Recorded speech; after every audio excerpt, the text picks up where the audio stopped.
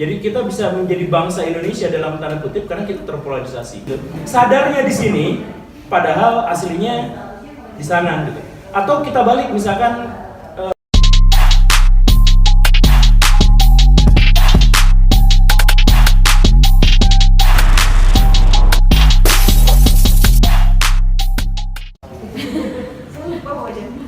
Tidak ada sejarah ya? tapi saya bukan guru sejarah betul. Tidak ada sejarah itu nggak ada sejarah. Iya, tapi barusan saya kayak didongengin gitu dari ini, si ini. Dulu saya pelajaran sejarahnya tahun berapa Diponegoro ditangkap oleh Belanda? 1830. Yang tadi itu tahun 756. Tuh kan. Ini ngedongeng ya. Jadi saya bayangkan kalau guru sejarah seperti Kang Guru, mungkin anak-anak iya. Karena seperti didongeng. Nah, teman-teman pada berpikir nggak? Atau dari tadi tuh blank aja gitu? Itu mas saya. Nggak, baik. Mau nanya nih Kang Guru, sambil menunggu teman-teman berpikir dulu ya untuk mengumpulkan pertanyaan. Ini kan tadi menyebut-nyebut soal Sriwijaya juga.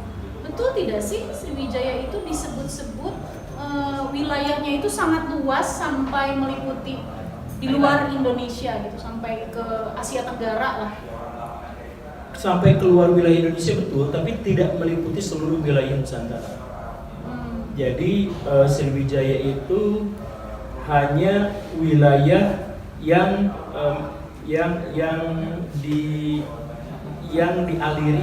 dialiri yang ditempeli, dilintasi oleh Selat Malaka, wilayah awalnya itu. Tapi kemudian mau pakai tahunnya ya Bu ya? Boleh. Tahun 638 itu ada serangan dari Sriwijaya itu ke Kerajaan Sunda. Nah, Kerajaan Sunda itu pernah ditaklukkan sama Sriwijaya. Pada waktu itu Tarumanagara sudah pecah. 20 tahun setelah Tarumanagara pecah, jadi Sunda dan Galuh, jadi lemah-lemah kan, jadi cupu-cupu gitu karena lemah. Nah itu Sriwijaya nyerang. Ya nyerang dan ditaklukkan. Apa sih Bapak nggak tahu? Bapak nggak tahu cepu teh apa? Kecil kali ya. Ya Kecil. lugu lah. Cepu apa? Cupu. Jadi Cupu. lemah.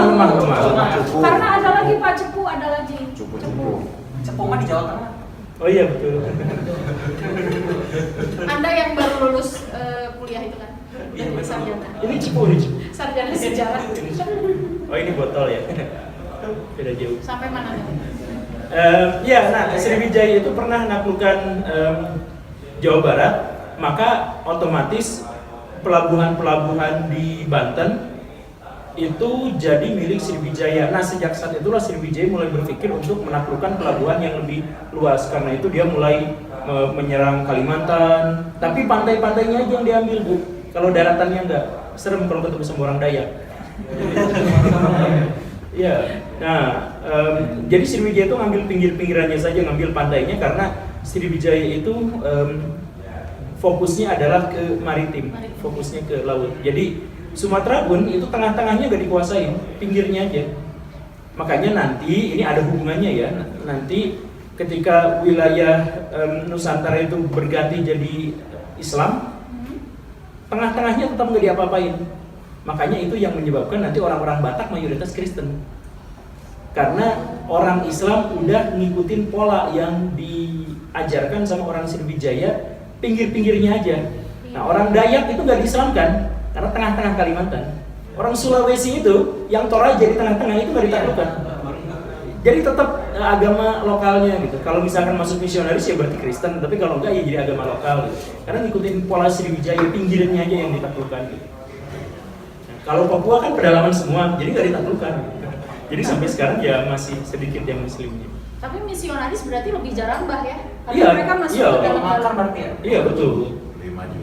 Ya, lebih niat banget gitu. Lebih niat banget ya. Kalau misalkan Islam pada waktu itu setengah dagang gitu. Dagang kan kalau ke pedalaman ya jualan apa juga kan. Mungkin belum ada sistem juga Iya. ya transaksi. Alfamart, Indomaret itu belum. Mix Sampai sekarang di Sumatera Barat tidak ada. Siapa ada? Oh iya. Iya, Iya. Sumatera Barat tetap tidak ada. Iya benar. Tadi ada yang menyebut Miksu? Ini ada, itu ada yang punyanya tuh di situ. Boleh di iklan. Sudah kan? Iya sih, Ya. iya itu jawabannya. Nah, mungkin dari tadi sudah ada nih yang berpikir dan mau bertanya.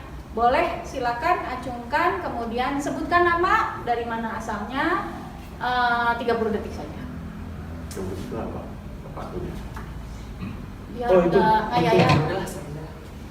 1, 2, 3. Ya, sebelah sini tidak ada? Oh, Bapak boleh. Kita kasih mic ya, biar kedengaran. Ini Bu. Boleh Kak? Jangan lupa nama. Apa nih? Oh, yang dulu. Sini dulu, pertama, 2, 3. Kamu kok jadi nggak pede begitu? Mau profil. Nah, iya. Boleh, boleh. Assalamualaikum warahmatullahi wabarakatuh. Waalaikumsalam. Saya Ilyas dari Batu Nunggal. Kebetulan saya sudah nonton episode 2 episode terakhir dari Oh, betul. Saya yang ingin saya tanyakan mungkin lebih ke universal lagi ya. Maksudnya gini, tentang kepercayaan, dan kebetulan tadi kan saya juga ingat tentang filosofi ini ya, bahwa kita itu informasi yang kita tangkap secara indriya itu adalah sesuatu pengetahuan gitu, sedangkan yang tidak bisa dikonfirmasi secara indriya itu adalah kepercayaan gitu. Nah, yang ingin saya tanyakan adalah bagaimana kita mempercayai, artinya mempercayai itu kan bagi saya itu ya ini mungkin sedikit nyambung gitu ya dengan karena dengan kepercayaan ya, karena kenapa pertanyaan yang paling dasar lagi, kita sebagai orang yang mungkin dalam tanda kutip sudah didoktrinasi tentang agama gitu ya dari kecil, bagaimana cara kita mempercayai, artinya mempercayai itu kan menganggap sesuatu yang tidak terkonfirmasi secara indriya itu ada gitu kan. Nah itu bagaimana gitu, dan mungkin ya sedikit ada pertanyaan melenceng lagi, dan bagaimana itu sejarahnya dalam ya Nusantara kita, atau misalnya oke lah secara ini yang keseluruhan dalam peradaban manusia itu manusia itu memiliki kepercayaan gitu. Oh iya kan. Sebentar, yang pertama tadi bagaimana? Bagaimana secara Bagaimana agama kita bisa mempercayai sesuatu yang tidak bisa dikonfirmasi? tidak bisa dikonfirmasi sebagai Indriya gitu. pengetahuan ya? Apakah penalaran atau apa? Terima kasih. Ditangkap dulu Kang. Oh, iya. Iya. Mic-nya boleh langsung. Bismillahirrahmanirrahim.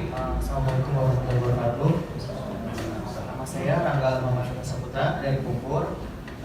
Mau sedikit berdiskusi bahwa yang tadi saya tangkap itu kan ada terjadi persaingan antara agama Hindu dan Buddha yang jadi Siwa Buddha. Dan konsep itu menjadi salah satu yang saya tangkap itu adalah refleksi kebangsaan bangsa Indonesia yang sedikit yang menjadi konsensus negara Indonesia saat ini. Pertanyaannya,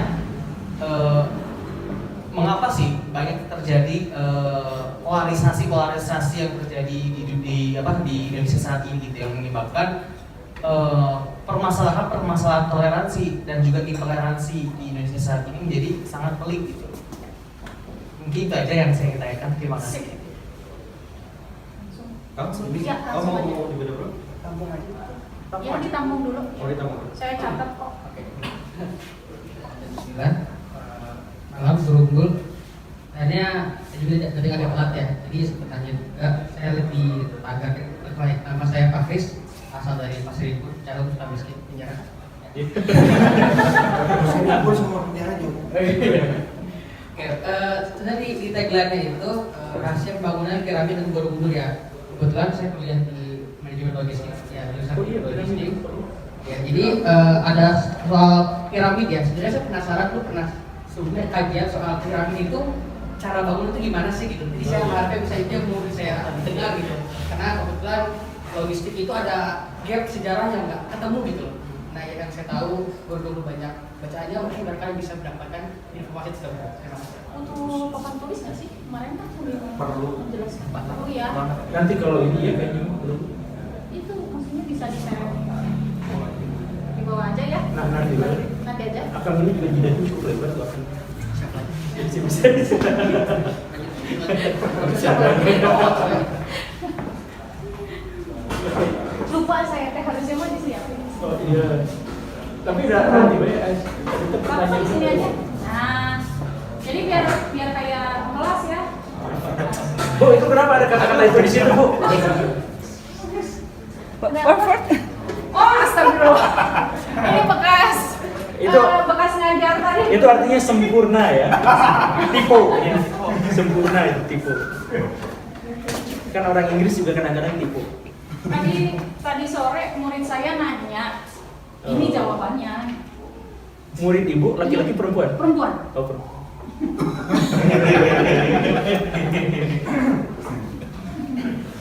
So, bentar satu lagi Bapak. Silakan Pak. Oh iya lu. Iya, Bapak. Terima kasih.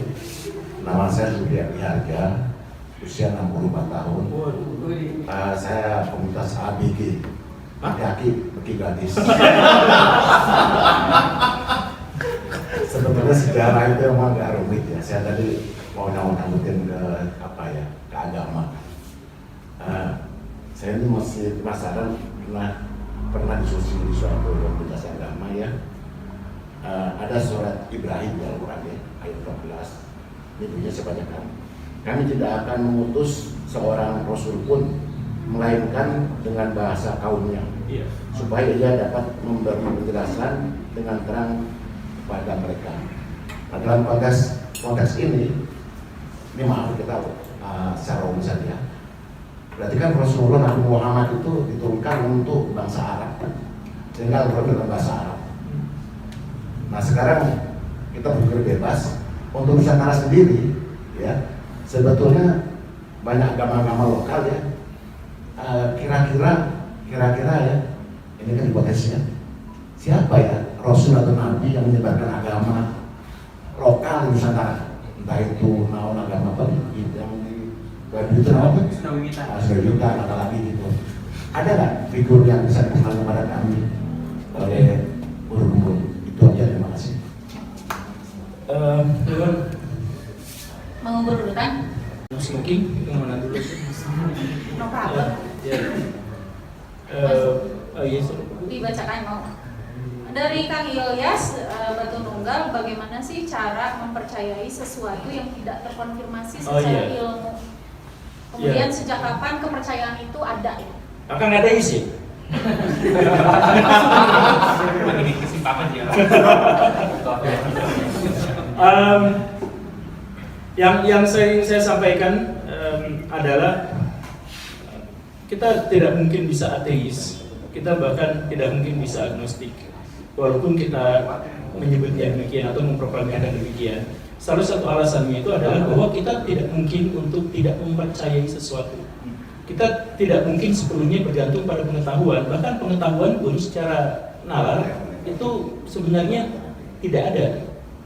Kan sebenarnya dalam logika yang paling skeptis, jadi kalau misalkan kita bacanya gitu atau Al-Ghazali, orang-orang skeptis ekstrim itu kan sebenarnya mereka mempertanyakan, emang ada yang bisa kita ketahui sekarang gitu? Kan yang tadi Akang sebut itu, kepercayaan itu adalah adanya informasi dalam benak yang tidak terkonfirmasi oleh indrawi. Sedangkan pengetahuan itu adalah adanya informasi dalam benak yang terkonfirmasi. Saya tahu ada Ibu Irma di sini. Saya tahu ada Ibu Irma di sini. Kenapa saya bisa mengatakan saya tahu? Karena indrawi saya mengkonfirmasinya. Saya bisa melihat ibu, bisa mendengar suaranya, bisa mencium aromanya, bisa menyentuh kulitnya, bisa menjilatnya. Enggak, pokoknya mah ya indra-indra kita bisa. Itu ada suami saya. Saya nggak mau lihat di sana kalau gitu. Saya nggak mau lihat di sana. Nggak, maksudnya saya disebut tahu itu karena secara terindra ini bisa dibuktikan, bisa dikonfirmasi. Saya nanya ke Akang kameramen, apa? Mati? Oh mati. Cek. Oh, mati. Mati. Lain nyala lagi. Nah mati lagi. Coba yang ini. Cek. Nah ini buat ibu. Saya mah kayaknya cempreng, suaranya nggak usah pakai. Ya udah. Nah, jadi kalau misalkan saya nanya sama Kang Teteh yang ada di sini, pengetahuan saya bahwa si ibu ini ada di sini, ada nggak ibu ini ada di sini? Ada ya, nah itu terkonfirmasi, makanya disebut tahu. Kalau misalkan saya sebutkan bahwa, nah di pojokan situ ada makhluk yang nempel. Enggak serius, itu bertaring, hitam, legam. Kenapa jadi episode horor sih? Dan jangan sebut namanya karena bisa aja nanti malam berkunjung. Nah, kalau saya seperti itu, kemudian Barayo semua percaya, itu artinya percaya bukan tahu. Iya kan? Karena tidak bisa mengkonfirmasinya dengan indrawi, kan begitu. Nah, pertanyaannya adalah kalau kepercayaan dengan pengetahuan dibatasi oleh pengetahuan dengan indrawi, emang indrawi bisa dijadikan sebagai landasan pengetahuan atau kesadaran gitu? Emang bisa dibuktikan? Kan enggak. Indrawi kita kan beda. Yang sering saya ilustrasikan adalah ketika kita melihat pesawat terbang, pesawat itu kecil, padahal aslinya besar, yang menunjukkan indrawi kita itu dibohongin sama jarak dan lain sebagainya gitu. Nah, jadi kalau indrawi saja, ini kata orang-orang yang skeptis ekstrim gitu ya, kalau indrawi saja itu ternyata memberikan informasi yang salah, lalu apa deklarasi kita atau apa dasar deklarasi kita untuk menyebut bahwa indera itu bisa digunakan sebagai landasan pengetahuan? Nggak bisa. Pikiran juga nggak bisa. Karena pikiran didasarkan pada indrawi yang tadi itu, didasarkan pada pengetahuan, dan semuanya tidak. Nah, kesimpulannya adalah bahwa kita hanya bisa mempercayai segala sesuatu, bukan mengetahui segala sesuatu. Kita hanya percaya bahwa indrawi kita itu benar. Kita hanya percaya bahwa orang-orang yang ada di sini memang nyata ada di sini. Kita hanya percaya bahwa misalkan saya sedang ngomong di sini, mungkin aja kan, mungkin ini mungkin. Hakikatnya sesungguhnya saya di sini sebenarnya telanjang di pinggir jalan ngomong sendiri dan dilihatin sama orang, iya orang gila gitu. Nah, akang yang tertawa itu jangan-jangan juga mungkin aja di pinggir jalan itu orang ngapain ketawa-ketawa senyum-senyum sendiri gitu. Sadarnya di sini, padahal aslinya di sana gitu. Atau kita balik misalkan, pernyataannya kita balik. Mungkinkah orang gila yang ketawa-ketawa di pinggir jalan itu yang kita lihat, mungkin dia tuh sebenarnya profesor yang sedang berbicara dalam sebuah seminar besar, tapi kita tidak sadar, hanya dia aja yang sadar. Mungkin gak gitu? Mungkin di dalam kesadaran. Apa? Dalam benang kesadaran. Ya, Sukoyomi gitu. Apa? Enggak, itu ada Referensi. ya. Nah, ya mungkin itu kemungkinannya kecil atau kemungkinannya terlalu absurd atau terlalu aneh dan sebagainya. Tapi kalau misalkan kita berbicara soal yang paling skeptis, maka pada akhirnya kita tidak mungkin bisa mengetahui segala sesuatu karena kita hanya mungkin bisa mempercayai sesuatu. Nah, karena itulah maka orang-orang sebelum bisa mengetahui dia mempercayai dulu. Gitu. Jadi misalkan sebelum obat-obat medis itu diketahui, orang-orang zaman dulu itu melakukan spekulasi, apakah obat ini beracun atau daun ini beracun atau tidak. Iya, try and error. Dipaksa, cobain makan, kejang-kejang, mati.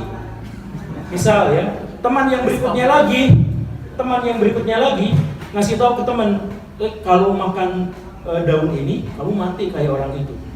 Oh, kata orang itu, ya udah saya nggak akan makan. Orang itu bukan tahu, tapi percaya karena belum ada pembuktiannya. Karena yang melihat dengan mata kepalanya sendiri, yang tahu dalam tanda kutip, itu hanya orang yang melihat, orang yang makan. Pas dia ngasih tahu sama orang lain, kan dia nggak ngebuktiin, nggak, nih gue buktiin, mati. Itu kan enggak. Itu semuanya didasarkan pada kepercayaan. Bagian terbesar dari kehidupan kita itu adalah kepercayaan. Akang pernah nggak?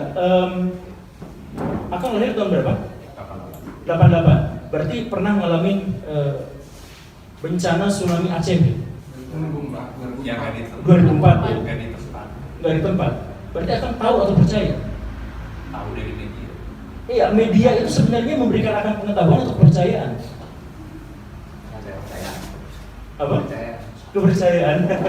Nah, pada batas itulah pada akhirnya kita benar-benar tidak bisa menemukan apa bedanya antara pengetahuan dan kepercayaan, gitu kan? Jadi jangan tanya bagaimana caranya kita ini terdoktrin sama kepercayaan yang begini, kita nggak bisa mempertanyakan itu karena bahkan sebelum kita tahu kita sudah percaya, bahkan seluruh pengetahuan kita didasarkan pada kepercayaan, kan begitu. Itu semoga menjawab pertanyaan ya. Kemudian pertanyaan selanjutnya Dari Kang kenapa sih polarisasi terus-menerus terjadi? Ini urutannya dari yang Hindu dan Buddha panas-panasan itu yang membangun ini. Siapa? Kang Rangga dari Bogor. Bukan Hindu menikah ini. Oh iya, Oh ya ampun, itu in 3 seconds. Gimana? Kenapa kita selalu ada terpolarisasi? Gini nih, Mbak Raya, masyarakat yang tidak terpolarisasi itu tidak akan berubah menjadi masyarakat. Menjadi masyarakat itu kalau mereka terpolarisasi.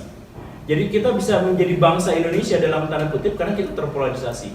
Nah, kenapa kita terpolarisasi adalah wujud dari mentalitas kawanan kita. Sebuah naluri yang dianugerahkan Tuhan kepada kita agar kita bisa bertahan hidup kalau kita lemah. Kalau kita lemah, maka kita akan cenderung terpolarisasi. Maksudnya, kita akan cenderung fokus pada komunitas kita, kelompok kita, karena kita tuh lemah. Kalau kita kuat, biasanya kita akan cenderung mengabaikan kelompok. Makanya semakin lemah satu orang, dia biasanya akan semakin demen bersahabat, dia semakin posesif pada pasangannya, dia semakin baper kalau misalkan orang menjauh darinya. Semakin dia kuat, mandiri, semakin dia kehilangan hal-hal yang semacam itu. Jadi polarisasi itu sebenarnya adalah wujud dari primordialism. Jadi mereka itu merasa bahwa kami ada dalam satu identitas itu semu. Identitas itu semu, tapi mereka membutuhkan identitas semu itu agar mereka merasa yakin dan nyaman. Sama seperti banyak di antara kita, khususnya cewek-cewek yang Low battery, please charge.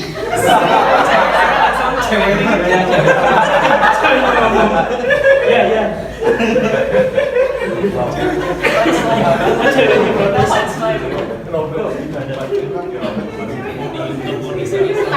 Tanda dari semesta itu. Oh iya.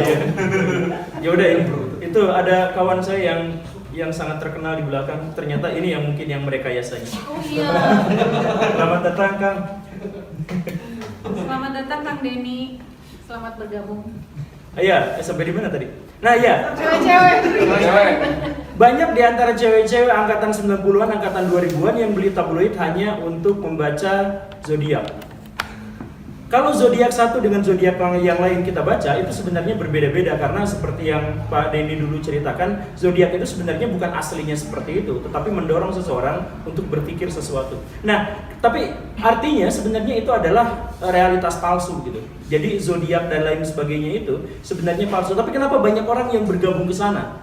Karena setiap orang itu membutuhkan rasa aman, rasa nyaman. Sekarang ada misalkan polarisasi, misalkan ya saya mohon maaf, antara kadrun dan buzzer misalkan. Iya. Misalkan antara kadrun dan buzzer misalkan ya. Kenapa? Oh iya, cebong dan kampret misalkan. Kampret itu kenapa bisa bersatu? Katakanlah. Karena mereka itu ada dalam satu agama yang sama. Benar gak? Betul. Salah. Tidak ada satupun di antara orang yang beragama itu yang konsepsi mereka tentang Tuhan sama, konsepsi mereka tentang menyembah Tuhan sama, konsepsi mereka tentang beribadah sama, gak ada satupun. Saya dengan ibu ini, katakanlah sama-sama satu agama, agamanya Islam. Tapi cara pandang saya misalkan terhadap Tuhan, terhadap akhirat pasti beda dengan si ibu, walaupun saya tidak menyampaikannya dan walaupun si ibu tidak menyampaikannya. Sebenarnya kita tidak memiliki persamaan apapun dalam hal-hal yang detail. Kita hanya memiliki persamaan pada hal-hal yang deklaratif. Iya, betul. Yang dideklarasikan, betul kan ya? Nah, sebenarnya kita tidak memiliki. Nah, artinya apa? Kesatuan kita, kesatuan identitas kita, misalkan kesatuan agama yang sama gitu atau yang apa gitu, itu kan sebenarnya semu. Tapi kita bersatu di situ karena apa? Sebagai makhluk sosial kita membutuhkan itu agar kita memiliki kekompakan, agar kita bisa membangun peradaban. Identitas kita misalkan, Akang namanya siapa? Palsu kan? Itu palsu. Akang namanya siapa? Palsu juga. Tahu dari mana asli? Akang siapa yang ngasih nama itu? Emang orang tua tahu namanya itu yang itu? Tahu dari Ya, mana? tahu dari mana orang tua ngasih namanya itu? Kan sebenarnya asli akang tuh namanya bukan itu, orang tua juga nggak tahu itu. Nah, cuma kita sama-sama nggak tahu, kemudian kita menciptakan identitas palsu tadi. Biar apa? Biar pas kita manggil akang itu dengan nama yang sama, akhirnya kita memunculkan sebuah kerjasama. Kalau levelnya besar, jadi kerjasama menjadi masyarakat, gitu kan? Tapi masyarakat itu terbentuk dari sesuatu yang palsu. Maka polarisasi itu sebenarnya penting, tapi itu adalah sisi buruk dari mentalitas kita untuk bersosialisasi. Gitu. Jadi kalau misalkan kenapa kita harus terpolarisasi? Karena kita makhluk yang lemah, karena kita makhluk yang tidak bisa apa-apa tanpa masyarakat, tanpa orang lain, gitu. Dan ini juga semu, cek, tuh kan? Saya megang mic dari tadi tuh padahal mati, tapi ya sudah. Semuanya ilusi. Semoga dipahami lah ya. Iya, iya. Oh, itu menarik tuh waktu Akang bilang sebetulnya yang menyatukan bukan agama yang sama. Mereka punya pemahaman yang berbeda-beda terhadap Tuhan. Tapi mereka membuat semacam toleransi. Jadi ada kesamaannya mungkin sedikit, itulah yang dirangkul. Iya, mereka mendeklarasikan kesamaan itu. Ya, benar kan? Ya, saya yakin benar karena akang-akang di sini yang satu agama pun sebenarnya Beda-beda. konsepsi tentang nabinya, tentang apanya pasti ada perbedaan. Beda vokal juga. Bahkan seandainya pun diajarin sama ulama yang sama gitu selama puluhan tahun, tetap mereka memiliki konsepsi yang berbeda. Iya betul. Ya.